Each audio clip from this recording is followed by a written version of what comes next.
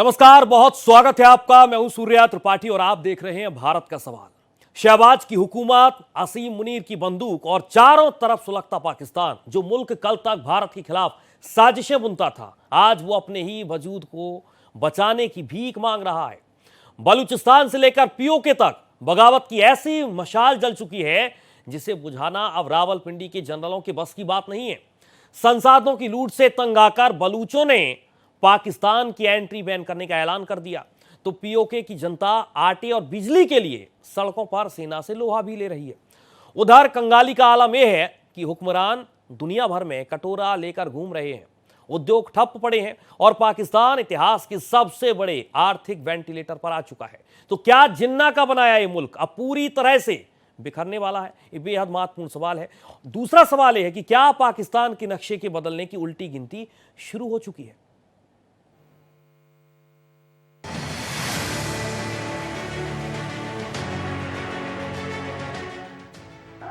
धधकते बलूचिस्तान की ये तस्वीरें गवाह हैं कि इस्लामाबाद का दमन चक्र अब नाकाम हो चुका है। जिस बलूचिस्तान को पाकिस्तान ने दशकों तक सोने की चिड़िया समझकर लूटा, आज उसी बलूचिस्तान ने पाकिस्तान का हुक्का पानी बंद कर दिया है। बलूच यकजहती कमेटी के बैनर तले उतरी लाखों की भीड़ ने शहबाज मुनीर हुकूमत को हिला दिया है।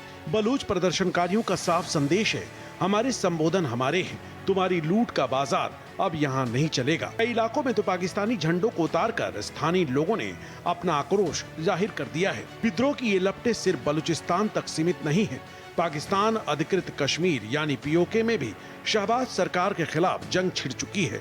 महंगाई, आटे की किल्लत और बिजली के आसमान छूते बिलों ने पीओके की आवाम को सड़कों पर ला दिया है। जो पीओके कभी पाकिस्तान के झूठे प्रोपेगेंडा का हिस्सा हुआ करता था, आज वहाँ की जनता पाकिस्तानी सेना को आक्रामक और कब्जाधारी बता रही है। मुनीर के सिपाही लाठियां चला रहे हैं, आंसू गैस के गोले दागे जा रहे हैं, लेकिन आवाम झुकने को तैयार नहीं है। चारों तरफ से बगावत की मार झेल रहे पाकिस्तान की रीढ़ की हड्डी उसकी अर्थव्यवस्था थी, जो अब पूरी तरह टूट चुकी है। उद्योग धंधे ठप है, विदेशी मुद्रा भंडार वेंटिलेटर पर है और शहबाज शरीफ दुनिया भर में कर्ज का कटोरा लेकर चक्कर काट रहे हैं। कभी चीन तो कभी IMF के आगे नाक रगड़ने वाले पाकिस्तान के पास अब अपने सैनिकों को तनख्वाह देने के पैसे नहीं बचे हैं। तो वहीं आंतरिक अशांति ने रही सही कसर पूरी कर दी है और औद्योगिक इकाइयां घुटनों पर आ चुकी है। यानी साफ है, विनाश काले विपरीत बुद्धि। भारत के खिलाफ साजिशें रचते रचते पाकिस्तान आज खुद तबाही के मुहाने पर खड़ा है। जिन्ना का बनाया मुल्क आज अंदरूनी मोर्चों पर ही हार रहा है। तो क्या बलूचिस्तान और पीओके पाकिस्तान के हाथ से निकल चुके हैं? क्या जनरल मुनीर सेना के दम पर इस बगावत को कुचल पाएंगे या फिर पाकिस्तान के नक्शे के बदलने का वक्त आ गया है? Bureau report, Bharat express. तो बलूचियों ने पाकिस्तान के लिए एक बहुत बड़ी समस्या खड़ी कर दी है। सड़कों पर उतर चुके हैं और आखिरी बॉर्डर तक इनकी मौजूदगी इस वक्त नजर आ रही है। तमाम सवाल है पाकिस्तान को लेकर, क्योंकि यही वो पाकिस्तान है जो दूसरे देशों को लगातार आंख दिखाता था, लेकिन आज ऐसी स्थिति में आ चुका है कि उसे समझ नहीं आ रहा कि किया जाए तो क्या किया जाए। मेरे साथ दो खास मेहमान इस वक्त जुड़ चुके हैं। अश्विनी भट्ट हैं, ह्यूमन राइट एक्टिविस्ट हैं। सादिक रायसानी भी हैं, कैबिनेट मेंबर हैं। आप फ्री बलूचिस्तान के। आपका बहुत स्वागत पहले तो सादिक रायसानी साहब। अश्विनी भट्ट जी, आपका भी बहुत स्वागत। और सबसे पहले अश्विनी भट्ट जी, मैं आपके पास आना चाहूंगा।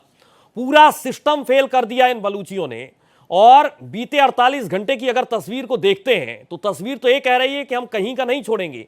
5 लाख सेना आखिरी बॉर्डर तक तैनाती। पहला कमेंट। देखिए, जो ये बलूचिस्तान था, बलूचिस्तान की एक हिस्ट्री रही है। 1400 साल की 5000 साल की डॉक्यूमेंटेड हिस्ट्री है बलूचों की।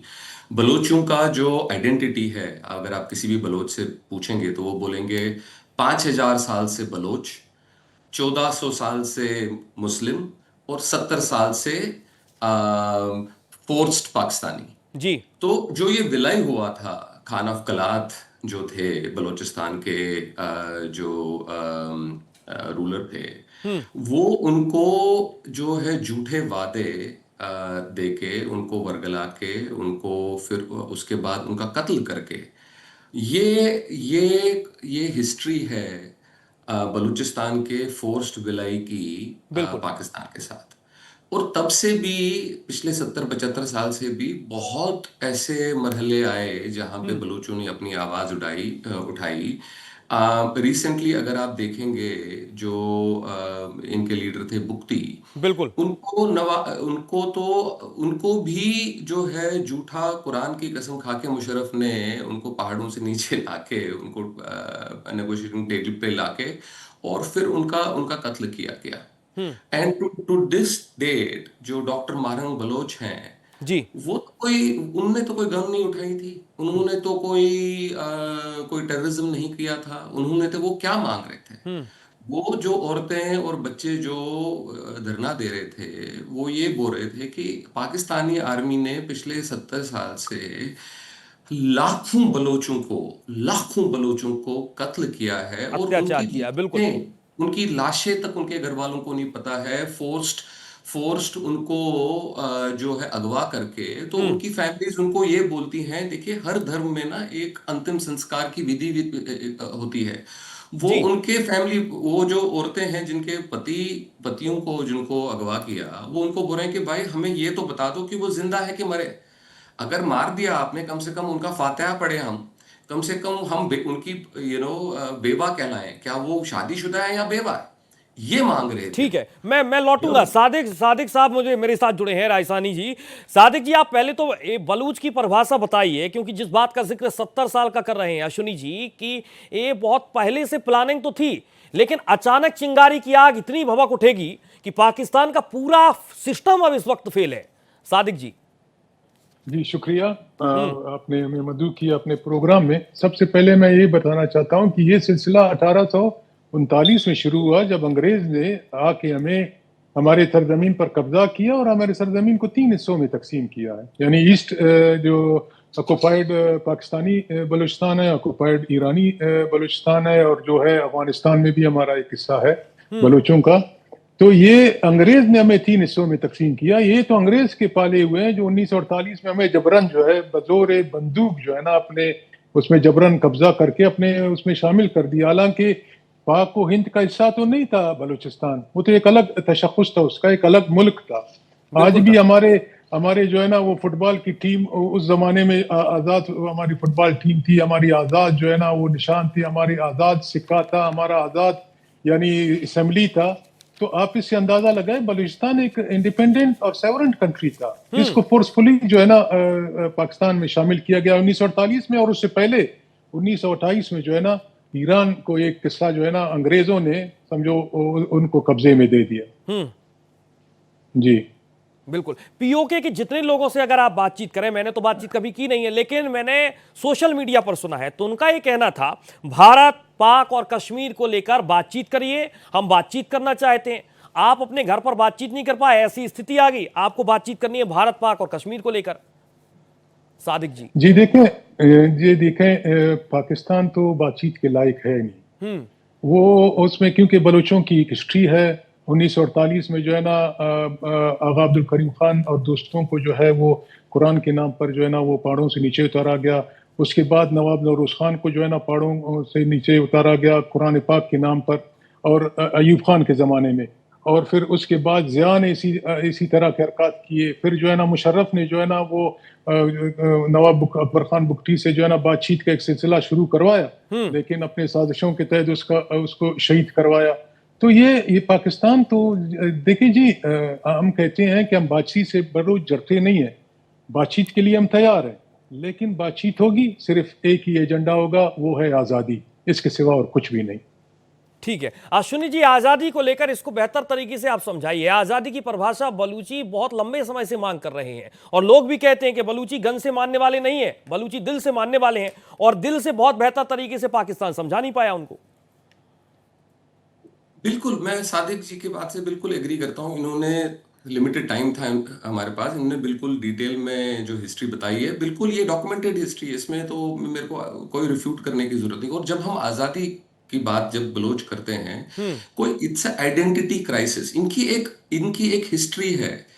पाकिस्तान की 70 साल पहले अंग्रेजों ने एक अलग जमीन का टुकड़ा बना के उसको पाकिस्तान का नाम देके, ताकि वो इस रीजन में जो है अपना जो है एक फुटहोल्ड रखें। जी। ऑन द कॉन्ट्ररी, बलोचों की एक 5-6 हजार साल की हिस्ट्री है, उनकी एक अपनी आइडेंटिटी है। जबान अलग है, कल्चर अलग है, रहन सहन अलग है, खानदानी खानदानी लोग हैं ये उठाए गिरे, ये जो पंजाबी प्रॉमिस के ये जो उठाए गिरे हैं, उनको अपनी हिस्ट्री का पता नहीं। देखिए, मैं पार्डन माय लैंग्वेज, लोगों के इलेजिटिमेट चाइल्ड होते हैं। पाकिस्तान एक ऐसी कंट्री है जिनके इलेजिटिमेट फादर्स हैं, ये हर 10-20 साल में जो है अपना बाप चेंज करते हैं। जब ये आजाद हुए तो ये पहले इन्होंने मुगलों को और अफगानियों को अपना बाप बनाया कि ये हम वहां से आए थे। तो इनके जो अगर मिसाइल्स हैं, इनके कहीं वो नाम देखो तो गोरी अब्दाली और उनके नाम पे हैं। जो ही अब अफगानिस्तान ने उनको जो है दुत्कारा, तो फिर इन्होंने अमरीकियों को जो है अपना बाप बनाया।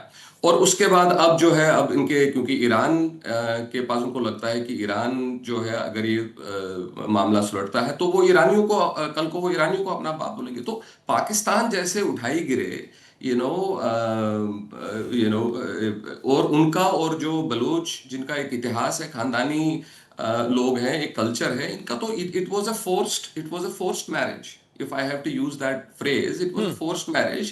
ये Baloch certainly is under occupation, a forced occupation by Pakistan. ये बहुत पहले इनको आज़ाद हो जाना चाहिए था, but I think better late than never। और मैं आज की आपको हकीकत बताता हूँ, और इनके जो कैबिनेट मिनिस्टर हैं फजलुर रहमान, उनका कहना है 8 से 10 डिस्ट्रिक्ट जो है बलूचिस्तान में, ऑलमोस्ट 85% लैंड मास बलूचिस्तान का जो है, उस पे पाकिस्तान का कोई कंट्रोल, कोई रिट नहीं है। और बलूचिस्तान आज के पाकिस्तान का 44% लैंड एरिया है। बलूचिस्तान जो है वो एक वहां से जो घरों में जो उनके चूल्हे जलते हैं, एक सुई करके जगह है, सुई गैस बोलते हैं वहां पे, वहां से जो पूरे पाकिस्तान में जो है गैस सप्लाई होती है। और उस पर कब्जा कर लिया है बलूचों ने, उस पर कब्जा कर लिया है। अश्विनी जी, जो जानकारी निकलकर सामने आ रही है, मैं आपको बहुत माफी के साथ रोकना चाहूंगा।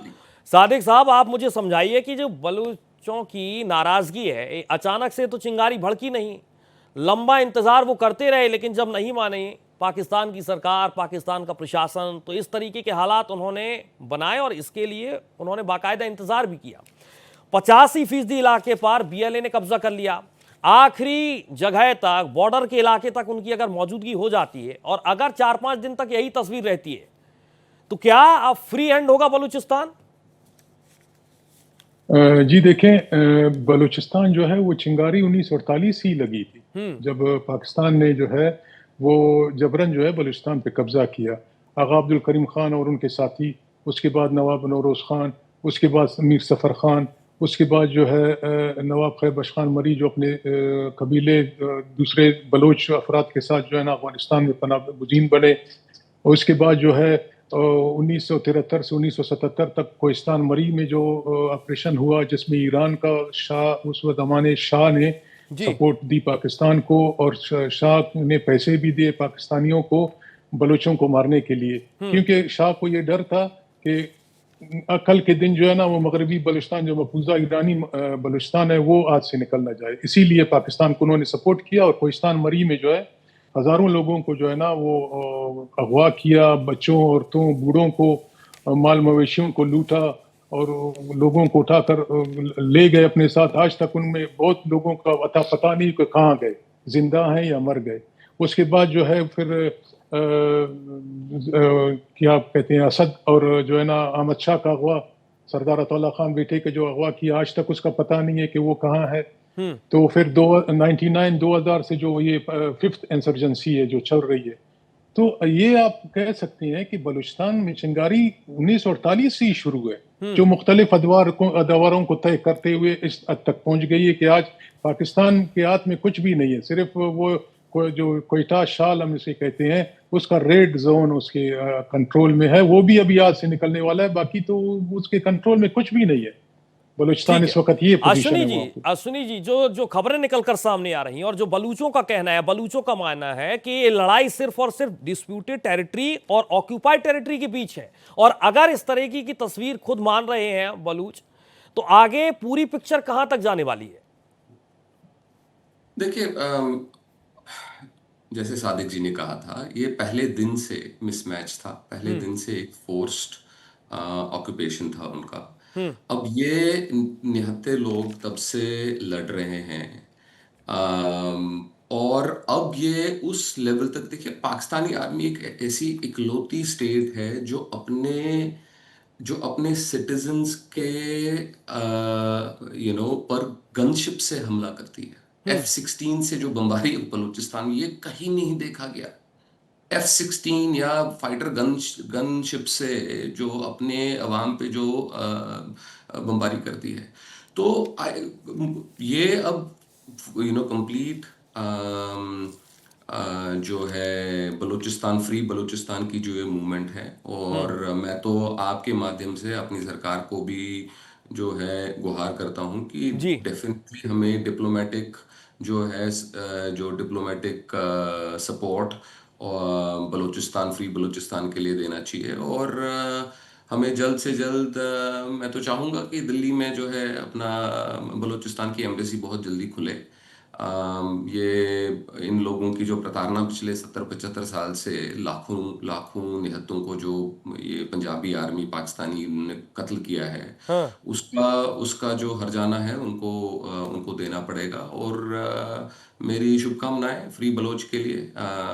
लेकिन पीओ के वो, माफ कीजिएगा, पाकिस्तान जो है वो तो मिट्टी में मिल जाएगा। 44% एरिया है जो बीएलए ने अभी तक कब्जा कर लिया, और इसी बात का जिक्र भी सादिक जी ने भी किया है। जो आग दूर दूर तक पाकिस्तान की तरफ से दिखाई जाती थी तमाम देशों को, खासतौर पर भारत को, अब खुद अपना घर नहीं बचा पाए। वो तो ऐसा ही हो गया जैसे बच्चे ने पाकिस्तान एक देश नहीं, एक हजूम है, पागलों का हजूम है। देशों के पास आर्मी होती है, ये एक इकलौती आर्मी है जिसको जो है एक जमीन का टुकड़ा दिया है with the support connivance of of the British 1947 के करीब। तो ये I think they have outlived their existence. ये तो इस पाकिस्तान रूपी जो कैंसर का जो बीज है, वो बीज ही खराब था।